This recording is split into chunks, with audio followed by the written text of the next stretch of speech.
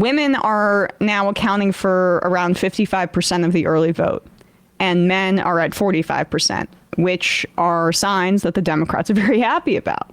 I mean, women tend to vote more than men, but the fact that in Michigan, Pennsylvania, North Carolina, and Georgia, they were unable to look at that data in the 3 other swing states, Wisconsin, Nevada, and Arizona. But in Michigan, Pennsylvania, North Carolina, and Georgia, there's at least a 10-point gender gap in early voting so far. And this is why I am interested in how Fox News is covering this race in the final week. Here is the 5 reacting to, well, let's play this ad first. They're reacting to this ad. And this is an ad by Vote Common Good, narrated by Julia Roberts. Apparently, this is like a religious Christian organization, liberal evangelicals, which you don't hear from too much. But it was founded in 2018, like a liberal Christian PAC that's anti-Trump. So they're putting out this ad here. And keep in mind what I just said about some of those numbers with women and early voting. Your turn, honey. In the one place in America where women still have a right to choose, you can vote any way you want. And no one will ever know. Did you make the right choice? Sure did, honey. Remember, what happens in the booth stays in the booth. Vote Harris Walls. Vote Common Good is responsible for the contents of this ad. So I like that. I thought it was a funny touch to have her have the bedazzled American flag hat. Well cast for the husband as well too. Right. I like the contempt there too. Like, did you do the right thing? Did you do what your husband told you? Did you fulfill your wifely duties in that polling location? Thank you. People are mad about this commercial. I saw that there was somebody who's been doing calls for the Harris Walls team say that they've encountered this over the phone a few times. And by a few, I mean many times, they said. But it's hard to verify that kind of thing. I feel like there was some of that talk about that in 2016, but this time you have your post row, your post January 6th. Yep. It's not Hillary. And I mean, I think people are so concerned about it because it kind of tracks. It tracks with 2022 and those post-row numbers, as you say, where there's high enthusiasm among women, and because Donald Trump, the only election he ever won, was on the backs of suburban women, who he's also polling in so poorly with at this point. Harris has a double-digit lead with suburban women, which includes a lot of white women. This is maybe why Jesse Waters' panties are in a bunch here. Here is the crew with the 5 reacting to that particular ad. First of all, Harold, I don't believe you know any white dudes for Harris. I know a lot of white. I don't believe that. I know you. Oh, I'm kidding. How dare I know you? A lot of, I know a lot of people. You did say you liked her hair, I don't Jesse. believe these fake stories that you're saying on television about these guys that they say that they voted for Trump and now they're voting for Harris because of their daughters. When have I ever lied to you about that? That is such a lie, Harold. When have I ever lied to you I know about you, that? and I've met your friends, and none of your friends strike me as that lame. And if I found out Emma was going into the voting booth and pulling the lever for Harris, that's the same thing as having an affair. That, to me... Oh, my God. Let him finish. Go, Jesse. It's our day. That violates Judge. the sanctity of our marriage. Preach on, yes. What else is she keeping from me? Exactly. What else has she been lying about? Why would she lie to you? Jesse Have you threatened her? Why would she lie to you? Oh, they want me to tease. Why would she do that and then vote Harris? Why would she say she was voting Trump not the and then voting Harris? And I caught her, and then she said, I lied to you for the last 4 years. So you admit you intimidate It's over, Emma. That would be D-Day. And this And I will be segment there is with the over. ice cream and the Fastest is up tissue next. and the fishing. So interesting question there by Judge Janine. Why would she have to lie to you? What, do you make her afraid? I only bring that up because Jesse Waters may want to break out the old switchblade to deflate his wife's tires again. Not sure if that was the method he used the first time, but Yeah, you want to vote for Harris? How are you going to get to the polling place? exactly. Whoa. I mean, I'm assuming they have multiple cars. He's definitely a I millionaire. don't know. Crowder didn't. It's so... Good point. Good point. A reminder that Jesse Waters, as he talks about the sanctity of marriage, did leave his first wife for his 25-year-old now wife, Emma, and part of his courtship of her was deflating her tires in the parking lot at Fox News, where they both worked together, so that she would be forced to use him for a ride home. How can I distress this person into giving me a chance? And I think that's part of what colors Janine's commentary there. And she's as right-wing and vile as it gets, but there's a certain energy you get when you work with some people as a woman that she may have picked up on. And I will repeat that tire story every single time Jesse Waters opens his goddamn mouth to talk about women, because that's the kind of guy that he is. And if you're a woman watching this show, you know that energy. You've felt that before. And he's the guy who's saying that it would be like an affair if she voted for Harris. Well, it sounds like he's a little worried. And not to psychoanalyze this guy too much, because he doesn't have that much going on in between the ears, but I know that his mom is a Democrat, and he likes to make this into a whole bit. But it sounds like he has a lot of women in his life that are telling him, yeah, this isn't these aren't great politics. And he still persists in this manner. Yeah, I think this may be a real dynamic. I think there may actually be this shy vote for Harris from women that pollsters are underestimating a little bit. And we will see. We will see. But the fact that they're even concerned about it at all, and that it tracks with the suburban numbers that we're seeing, and it just tracks with like the fundamentals of the race, which include anger about the overturning of an individual right for half the population by this president.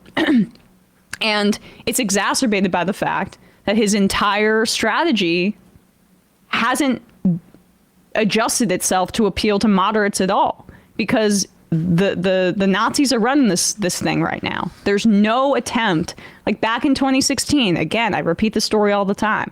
My first event that I went to in this industry was a Trump event where Bernie had just dropped out, and Trump was talking about how we have to go against the elites, how there's so much corruption, how Hillary embodies corruption. I'm going to give you all health care. I'm going to end these foreign wars. Unlike the warmonger Hillary Clinton, there were things that made him a much more formidable candidate in this regard. And he tried to win over those voters that were skeptical of her for a variety of reasons. Now it's just like, how can we be as racist and misogynistic as possible? And based on this freak out, I'm not sure it's working out too well for them. I don't know if you guys remember a guy by the name of Newt Gingrich, but Newt Gingrich, incredibly important Republican lawmaker, he was known, I guess in the gossipy sense, as the guy that cheated on his wife and served her with divorce papers while she was being treated for cancer. Yeah, around the same time that the Republicans were trying to make a big moral issue out of Bill Clinton's admittedly problematic personal life. I say that just to preface this video here, because we played yesterday how Jesse Waters, another guy in a glass house, was very upset at this ad that Democrats, a Democratic aligned PAC is running, that basically says, hey, women, even if your husband's MAGA, you can go in the voting booth and wink and a nod. You can still vote for Kamala Harris if that's what your conscience is telling you. And there have been, again, these are reports from people who are working for the Harris campaign, so take it with a grain of salt. They have an incentive to say this. But they've been saying that they've heard from women when they're doing their calls, trying to get out the vote, whispering into the phone like, I actually agree with you, or there being a discrepancy in the household with men and women on this front. And we could be seeing, we're on pace for one of the highest gender gaps, regardless of outcome, in the history of the presidential race.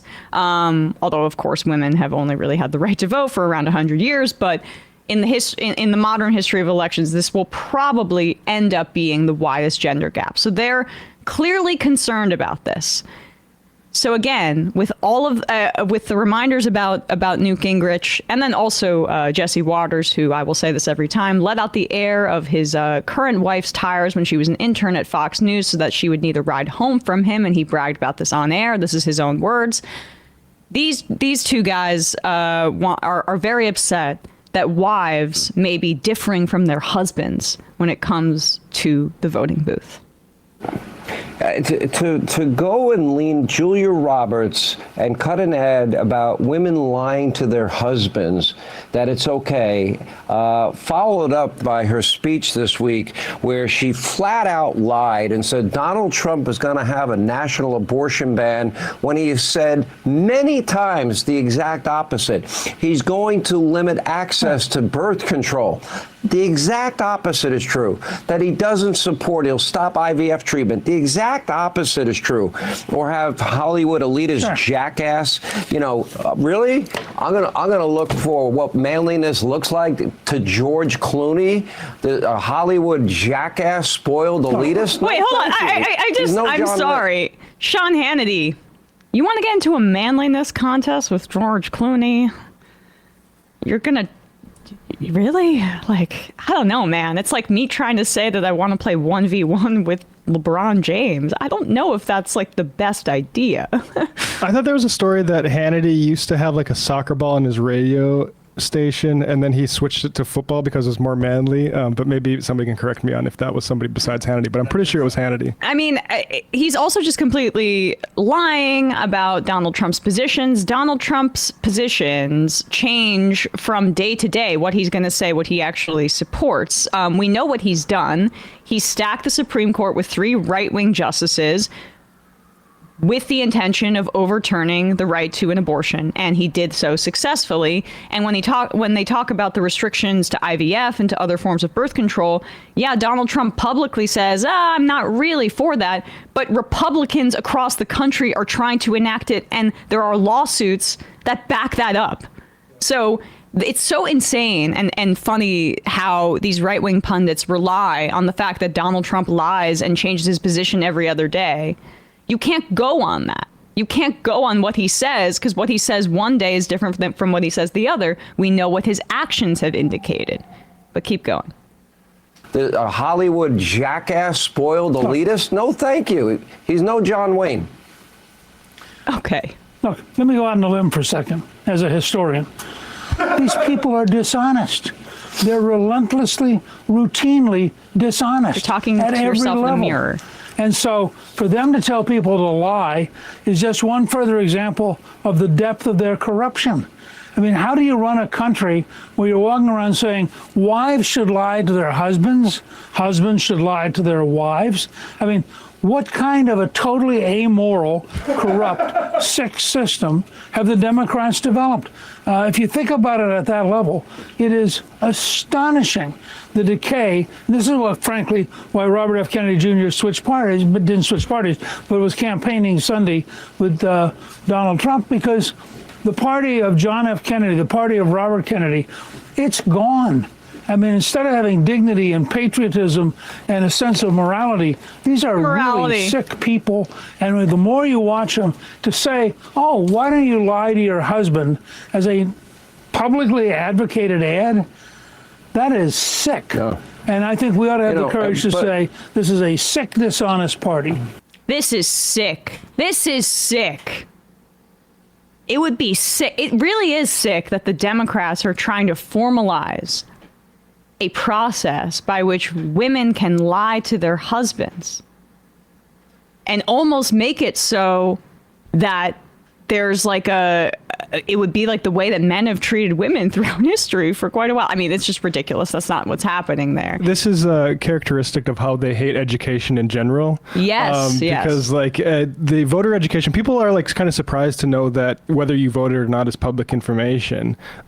People may also not know that how you do vote is private, right? And reminding people about that creates a lot of anxiety in the way that education creates anxiety in these people. Exactly right. You'll know if you voted. There will be a tabulation of the fact that you voted, but it is not recorded who you actually voted for. And that is what the Democrats are trying to encourage with these ads. And the Republicans are panicked that it's having that effect. But you just see here with the Jesse Waters clip yesterday and with this Newt Gingrich thing, he has no problem with the complete hypocrisy of going on air on national television when your scandals of divorce, he's been divorced twice, but the most notorious one was the fact that he left his wife while she was on her cancer hospital bed, to go out there and say the Democrats are encouraging spouses to lie to one another. But really, he throws in the men to lie to their wives, but the rest of the conversation is around women lying to their husbands, because we know now, and I hope people start to understand this, whether it's about abortion, whether it's about birth control, whether it's about the way families are constructed. We hear that from J.D. Vance. At the end of the day, it's about controlling women and controlling their agency and creating a system in which men, a political system, a Christian theocratic system, in which men are the actors, the ones with agency, and women are outgrowths of them, or they're a subsidiary of them. It's about control, whether it be sexual control, reproductive control, or in this instance, what's outraging them is the fact that they don't have control over their wives in the voting booth. And that's why you have like just these right-wing edgelords just these days casually talking about removing women's right to vote. Oh, they can vote as an extension of their husband, but that's it. This is the kind of politics right now that they represent unabashedly. And, you know, you go back to Donald Trump in 2016, when he entered that Republican primary, he was viewed as too moderate. He was seen as a liberal coastal elite guy that had been with porn stars, that had had multiple divorces, that was a known playboy, Lothario, whatever. But they got over that really quickly, and the entire Republican apparatus got him on board with a far-right Christian fundamentalist agenda, which he delivered on.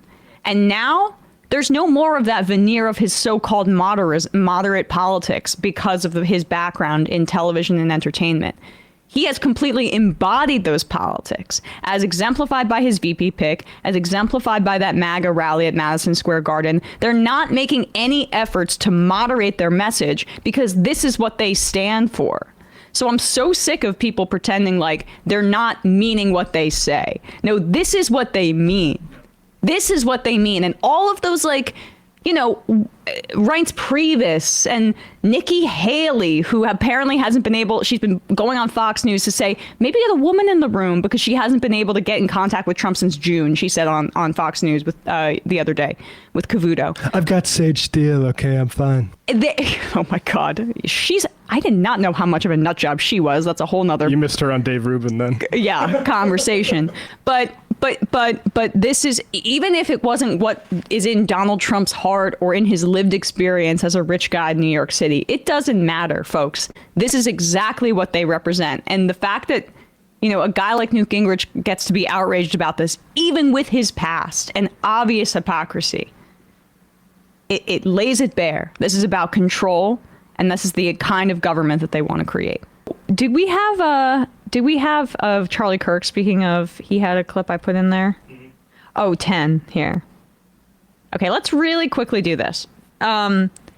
So we played a video of Jesse Waters being outraged about this Democrat campaign ad that says you can keep your vote secret from your husbands. We played Newt Gingrich and Sean Hannity outraged about that very ad as well.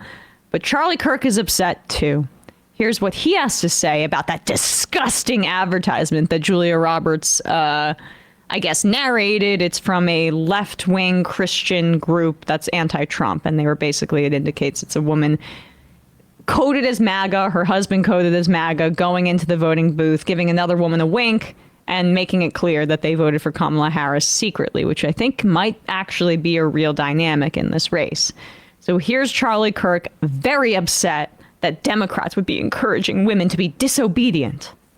And she needs people to basically lie to their husbands, which they are promoting, by the way, which I find that entire advertising campaign so repulsive. It is so disastrous. It is just like I'll show it in a minute. It is the embodiment of the downfall of the American family. I think it's so gross. I think it's so just nauseating, where this wife is wearing you'll show it, wearing the American hat. She's coming in with her sweet husband who probably works his tail off to make sure that she can go, and have a nice life and provide for the family. And then she lies to him saying, oh yeah, I'm going to vote for Trump. And then she votes for Kamala Harris as her little secret in the voting booth. Kamala Harris and her team believe that there will be millions of women that undermine their husbands and do so in a way that it's not detectable in the polling. And she needs people to basically So undermine their husbands, the greatest crime in the history of humanity, apparently. Does he have anything to say about the fact that men, does he have any thoughts about if women who are voting contrary to their husbands, if women have asked their husband to vote a different way? Has that ever crossed any of these guys' minds that maybe it's the man that's being disobedient? Maybe one of these women has said, hey, Donald Trump has been found liable for sexual battery. Donald Trump has been convicted of a felony and has dozens of charges against him. Donald Trump incited an insurrection and deployed the fake elector scheme to try to overturn the democratic results of an election. Hey, husband, my reproductive rights, or maybe our daughters. Remember that miscarriage I had? You'd make that much more complicated. Right. Hey, can you please maybe vote for somebody differently? And maybe the husband says, okay, you're right. And he goes in the voting booth and votes for Donald Trump instead. Would that be this disobeying, this undermining of the husband, of the wife's authority in that instance? Why is it only going one way? Is it just because of this ad? Because I'm pretty sure if they had some hypothetical, the Republicans did, of some shrieking harpy wife saying, you gotta vote blue, I love trans people, or whatever, however they'd phrase it, right? They would not be having that same reaction. They'd be saying, well, the woman is hysterical. She doesn't know what's good for her. This is why. The man is always right. Because that's exactly how it works. At the end of the day, this whole freak out is the fact that Democrats are advocating in an advertisement for women to have agency and for them not to be completely controlled by their husband in the year 2024. And it fits very nicely with some of Charlie Kirk's colleagues whining about no-fault divorce. It's all about control. Is this clear to people at this point? I hope so. All right, guys, no more time for calls, and we haven't heard from Sam, so I guess we'll have to wait on Monday for a debrief about Tim Pool. I mentioned that thing about the Hubert Humphrey. This is from a book. I got the citation here in a second, but this is about a renting out of a Masonic lodge in 1938. So a while ago. Oh, sorry. I'm trying to. For this occasion, it had been rented out for a meeting of patriotic Christian citizens who were prepared to take united action against the alien forces that are seeking to undermine our constitutional government, take away our right to free speech, and deprive us of liberty, as the host put in a formal letter of invitation. Knowingly or not, these upstanding people were assembling for a rally sponsored by a homegrown fascist group called the Silver Legion of America, more commonly known by its trademark apparel as the Silver Shirts. Very deliberately aping the brown shirts, Adolf Hitler's militia, the Legion's uniform featured a large scarlet L over the heart, standing for love, loyalty, and liberation. Two other aspects of the Legion's platform, while failing to perpetuate that alliteration, called for returning American blacks to slavery and disenfranchising, segregating, and finally sterilizing American Jews. But free speech. Hey folks, don't forget to hit the subscribe button and check out our daily show. We do it every day at 12 p.m. Eastern for about 2.5 hours. We even take phone calls. You should check that out.